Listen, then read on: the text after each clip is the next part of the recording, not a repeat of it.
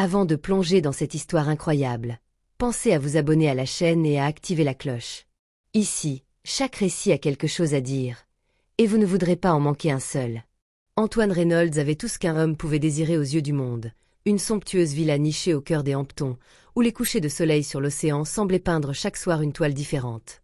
Son empire technologique, bâti pierre par pierre avec une détermination implacable, dominait le marché, faisant de lui l'un des entrepreneurs les plus influents et respectés du pays. Sa fortune était colossale, dépassant l'entendement de ceux qui ne voyaient en lui qu'un nom dans les journaux financiers. Pourtant, malgré ce succès éclatant et ce luxe matériel, la vie intime d'Antoine était un désert aride. Derrière les murs dorés de ses propriétés, il se retrouvait souvent seul, entouré d'objets précieux mais sans la chaleur d'une présence véritable. Année après année, il avait choisi de sacrifier ses émotions sur l'autel de son ambition, préférant la rigueur du contrôle à l'imprévisibilité des sentiments. Les relations superficielles, les rencontres fugaces, tout cela ne comblait jamais ce vide qu'il refusait d'admettre. Ce fut donc sans surprise qu'il accueillit la nouvelle de sa famille. Un mariage arrangé l'attendait.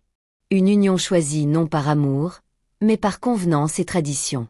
Emily Carter, la promise, était issue d'une famille respectable mais modeste, loin des fastes de son univers. Antoine n'avait jamais rencontré cette femme, et on ne lui en avait donné qu'un portrait sommaire.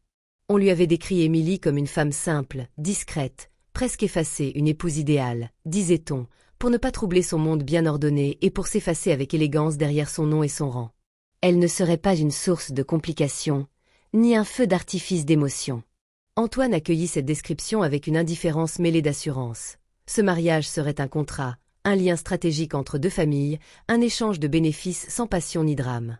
Il ne s'attendait pas à tomber amoureux. Il ne voulait pas cela.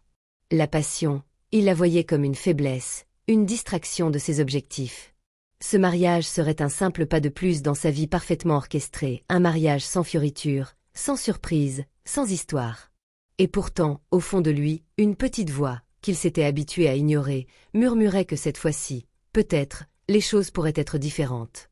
Le jour du mariage ce matin-là, New York brillait sous un ciel d'un bleu éclatant, comme si même les cieux s'étaient mis d'accord pour bénir cette journée. La cathédrale Saint-Patrick, joyau gothique au cœur de Manhattan, avait été transformée en un décor de conte de fées. Les colonnes de marbre blanc étaient drapées de voiles translucides, et les vitraux colorés laissaient filtrer une lumière douce, presque surnaturelle.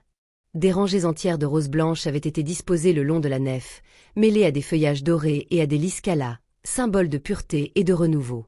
Chaque détail respirait le raffinement. L'air portait une fragrance subtile de fleurs fraîches et d'encens discret. Des musiciens, installés dans une tribune latérale, jouaient un air classique au violon et au piano, enveloppant l'espace d'une atmosphère solennelle et envoûtante. Toute l'élite new-yorkaise était là, magnats de la finance, politiciens influents, artistes renommés, journalistes en quête d'un cliché sensationnel. Ce mariage, bien plus qu'une union privée, était devenu un événement public, presque politique. Les murmures allaient bon train. Pourquoi Antoine Reynolds, ce génie solitaire, cet homme aussi froid qu'inaltérable, acceptait-il un mariage arrangé? Qui était vraiment cette Emily Carter qu'on ne voyait jamais dans les soirées, dont le nom semblait presque inventé? Antoine, lui, se tenait debout, immobile, au pied de l'autel. Dans son smoking noir ajusté à la perfection, il avait l'allure d'un roi prêt à signer un traité plus qu'un homme sur le point de s'unir. Il avait salué les invités d'un sourire poli mais distant, et maintenant, son regard s'était perdu dans le vide. Il fixait l'autel sans vraiment le voir. Ses pensées divaguaient. Il pensait à ce qu'il allait gagner, à ce qu'il allait devoir tolérer, à cette future épouse qu'il imaginait effacée, timide, presque transparente. Une ombre convenable pour sa lumière. Puis, soudain, les lourdes portes en chêne massif s'ouvrirent lentement, dans un grincement majestueux. Un souffle parcourut la cathédrale. Le silence tomba comme une vague. Les musiciens s'arrêtèrent, figés. Tous les regards se tournèrent vers l'entrée. Et ce qu'ils virent les laissa sans voix. Emily Carter apparut, baignée de lumière. Mais elle n'était pas celle qu'on avait décrite. Ce n'était pas la jeune femme banale, effacée, à laquelle tout le monde s'était préparé. Elle avançait lentement, dans une robe d'une élégance à couper le souffle, un chef-d'œuvre en soie ivoire, rehaussé de broderies fines et de perles cousues à la main. La robe, cintrée à la taille et fluide jusqu'au sol, sublimait chaque ligne de son corps avec un équilibre parfait entre modestie et séduction. Son voile long traînait derrière elle comme une rivière de lumière. Ses cheveux noirs, relevés en un chignon souple orné de petits cristaux, laissaient tomber quelques mèches en vagues délicates. Mais c'étaient ses yeux qui capturaient les cœurs, deux prunelles d'un brun profond, brillantes d'intelligence, de calme, et de quelque chose d'indéfinissable. Une force. Une intensité. Elle marchait seule, droite, sans trembler, comme si elle n'avait jamais douté de sa place ici. Elle avançait comme une reine qui entre dans son royaume. Chaque pas faisait naître un frisson dans l'assistance. Et Antoine sentit quelque chose qu'il n'avait pas ressenti depuis des années. Sonko eure se emballa. Ce n'était pas de l'attirance superficielle, ni une simple surprise esthétique. C'était un vertige. L'impression que le sol venait de se dérober sous ses pieds. L'image préconstruite qu'il s'était faite de cette femme, de ce mariage, s'effondra en un instant. Il tenta de contrôler son expression, mais il savait que son regard le trahissait. Il ne pouvait détacher ses yeux d'elle. Une seule question tambourinait dans sa tête. Qui est-elle vraiment? Alors qu'Émilie avançait lentement dans la nef, son regard ne quittait pas Antoine. Ses pas résonnaient sur le marbre, légers mais déterminés. Chaque mouvement semblait suspendre le temps. Les murmures s'étaient tus. Il n'y avait plus que cette musique silencieuse entre deux battements de cœur. Le prêtre, un homme âgé à la voix posée, commença la cérémonie avec gravité. « Mes chers frères et sœurs, nous sommes réunis ici aujourd'hui pour unir. » Mais soudain, Émilie s'arrêta. Net. À quelques pas seulement de l'autel. Un frisson parcourut l'assemblée. Les invités se redressèrent légèrement. Les musiciens se figèrent. Même la lumière paraissait hésitante, comme si la cathédrale elle-même retenait son souffle. Antoine leva lentement les yeux vers elle. Il vit son expression changer, pas de panique, pas de doute, mais une étrange intensité mêlée d'une forme de paix intérieure. Il fronça les sourcils, intrigué, comme si une énigme s'apprêtait à se dévoiler sous ses yeux. Émilie inspira doucement, leva le menton, et sa voix s'éleva, claire, maîtrisée, coupant le silence avec une autorité tranquille. Avant de continuer cette cérémonie, je dois dire quelque chose. Une vérité. Les murmures revinrent, plus vifs cette fois, parcourant l'assemblée comme un vent de tempête. Le prêtre se tourna vers elle, surpris. Antoine fit un pas en avant, instinctivement, sans même s'en rendre compte. Son cœur battait trop vite. Il sentait que ce moment allait changer sa vie. « Je ne suis pas celle que vous croyez », poursuivit Émilie, sans ciller. « Je ne suis pas seulement Émilie Carter, jeune femme discrète issue d'une famille modeste. » Un silence tendu s'installa. Elle laissa passer quelques secondes, comme pour laisser chacun respirer avant de faire tomber le masque. « Je suis l'unique héritière de la société Wexler. » Un vacarme muet parcourut les bancs. Des invités se tournèrent les uns vers les autres, interloqués. On entendit un halètement discret, un verre tomber au sol et se briser quelque part au fond. Même les plus aguerris des chefs d'entreprise présents sur les bancs furent pris de court. Wexler Corporation. Antoine sentit son sang se glacer un instant. Il connaissait ce nom mieux que personne. Wexler était l'unique rival capable d'inquiéter sérieusement l'empire qu'il avait bâti. Depuis plus d'une décennie, leurs entreprises se livraient une guerre silencieuse mais implacable. Rachats agressifs, batailles judiciaires, sabotages commerciaux. Leur rivalité était une légende dans les couloirs feutrés de Wall Street. Mais l'héritière? Elle n'était jamais apparue publiquement. Le monde spéculait, sans jamais la voir. Elle, ici? Elle, devant lui? Émilie poursuivit, le regard rivé dans celui d'Antoine. Ma famille a dissimulé mon identité pour me protéger, me permettre de grandir loin des pressions, loin des menaces, loin des alliances dictées par la peur. Mais aujourd'hui, je choisis de dire la vérité. Je ne peux pas épouser un homme, même un homme comme vous, sur un mensonge. Antoine était pétrifié. Des images se bousculaient dans sa tête. Cette femme qu'il avait sous-estimée, cette femme qu'il pensait connaître à travers des fiches, était en réalité la pièce manquante de tout un échiquier qu'il croyait contrôler. Et pourtant, elle se tenait là, devant lui, vulnérable mais debout, forte dans sa révélation. « J'ai été envoyée ici, oui, ajouta-t-elle, la voix légèrement plus douce. pour conclure une alliance stratégique. Unir deux noms, deux fortunes, deux puissances. Mais après vous avoir observé, après vous avoir écouté en silence, j'ai compris que je ne voulais pas d'un simple jeu de pouvoir. Je ne veux pas devenir une ennemie dans le lit conjugal. Elle marqua une pause, puis ajouta, le ton chargé d'une émotion maîtrisée. Je veux écrire une nouvelle histoire. Pas celle que nos familles ont conçue. Pas celle des guerres silencieuses ou des mariages arrangés. Mais une histoire vraie. Pour nous deux. Si vous le voulez aussi. Le silence était total. Antoine la fixait. Son esprit, d'ordinaire si lucide, semblait englué dans une réalité trop vaste. Il ne savait plus s'il devait se sentir trahi ou émerveillé. Une femme venait de lui résister sans colère, de le défier sans brutalité. Une femme qu'il croyait docile lui avait tendu un miroir qu'il n'avait jamais osé regarder. Et pour la première fois de sa vie, Antoine Reynolds n'avait pas de réponse toute faite. Les jours qui suivirent le mariage avaient été célébrés, mais il n'avait plus rien d'une célébration. Pas de lune de miel, pas de rire ni de champagne partagé au bord d'une plage exotique.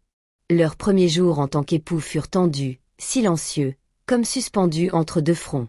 La demeure d'Antoine, vaste propriété d'architecture moderne surplombant l'océan, devint le théâtre d'un affrontement feutré entre deux intelligences affûtées. Antoine, d'abord, se referma. Il ne cria pas. Il ne demanda pas d'explications immédiates. Mais son regard changea. Il était devenu plus dur, plus analytique, comme s'il observait désormais Émilie à travers une vitre blindée. Il avait construit sa vie sur la maîtrise et la prévoyance. Et pourtant, cette femme, qu'il croyait n'être qu'un pion bien élevé dans une partie arrangée, avait retourné l'échiquier devant toute l'élite new-yorkaise. Il se sentit trahi, humilié, mais plus profondément encore, fasciné. Émilie, elle, n'essaya pas de se justifier. Elle se tenait droite, digne, fidèle à la promesse faite devant l'autel, elle ne jouerait pas un rôle. Elle vivait désormais au sein de ce manoir de verre et d'acier, entourée de silence, mais avec la certitude tranquille d'avoir imposé sa vérité. Elle travaillait de longues heures dans son bureau personnel, répondait à ses collaborateurs de Wexler Corporation, et organisait, sans fanfare, une discrète fusion de ses contacts avec le cercle d'Antoine. Le soir, parfois, ils se retrouvaient à table, face à face, dans la grande salle à manger. Leurs échanges étaient froids, stratégiques. Mais sous les mots se tissait déjà autre chose. Une tension. Un respect. Une curiosité mutuelle. Puis vinrent les révélations. En feuilletant d'anciens dossiers, en enquêtant à travers des documents laissés par leurs pères respectifs, deux titans d'industrie aujourd'hui décédés, Antoine et Émilie découvrirent que leur rencontre n'était pas le fruit du hasard. Depuis des années, leurs familles avaient été liées par des alliances secrètes, des pactes silencieux, des trahisons bien dissimulées. Ils tombèrent sur des lettres, des accords commerciaux clandestins, des enregistrements audio laissés par les fondateurs respectifs des empires Reynolds Tech et Wexler Corporation. Ils apprirent que les deux patriarches avaient été amis, puis rivaux, puis ennemis jurés. L'un avait tenté de faire tomber l'autre, ruinant une branche entière de la famille Wexler. Des employés fidèles avaient été sacrifiés, des technologies volées, des héritiers déshérités dans le silence des conseils d'administration. Émilie fut bouleversée de découvrir que son propre oncle avait été manipulé par la branche Reynolds, et Antoine apprit que sa mère avait été autrefois fiancée de force à un Wexler, avant de tout abandonner. Ce passé, longtemps enfoui, les unissait plus profondément que le simple mariage. Et face à ces vérités, Antoine comprit une chose fondamentale. Émilie n'était pas l'ennemie. Elle était une survivante, une bâtisseuse, comme lui. Il cessa peu à peu de la voir comme une menace, et commença à l'écouter. Vraiment. La guerre froide devint un dialogue. Ils commencèrent à partager leur vision du futur, à confronter leurs modèles économiques, à débattre avec passion. Antoine, d'ordinaire solitaire, appréciait la vivacité d'esprit d'Émilie, sa capacité à voir là où il ne regardait jamais, dans l'humain, dans l'intuitif, dans les alliances sociales. Elle, de son côté, découvrait chez lui un homme blessé, fatigué de porter seul un empire, un homme qui avait enverrouillé ses émotions, qu'il en avait oublié le goût de la confiance. Ils décidèrent de réunir leurs conseils exécutifs dans une série de réunions secrètes, initiant une fusion partielle de leurs entreprises.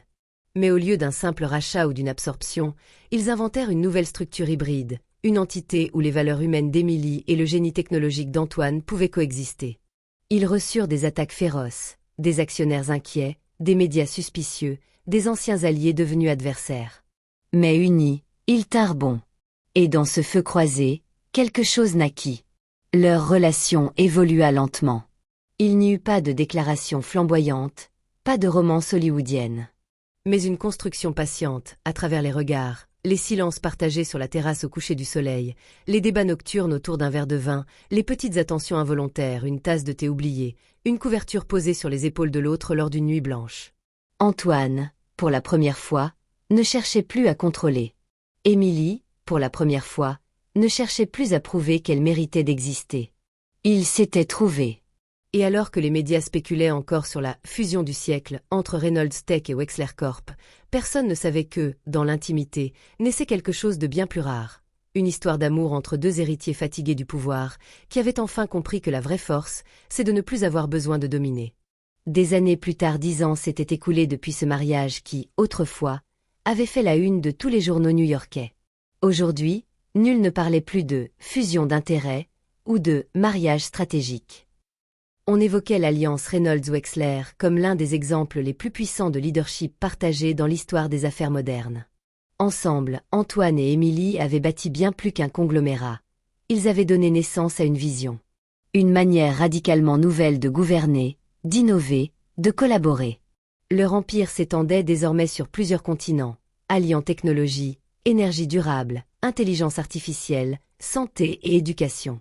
Là où Antoine apportait sa rigueur méthodique, sa logique de croissance et d'optimisation, Émilie insufflait une conscience sociale, une stratégie éthique, une intuition rare pour les dynamiques humaines.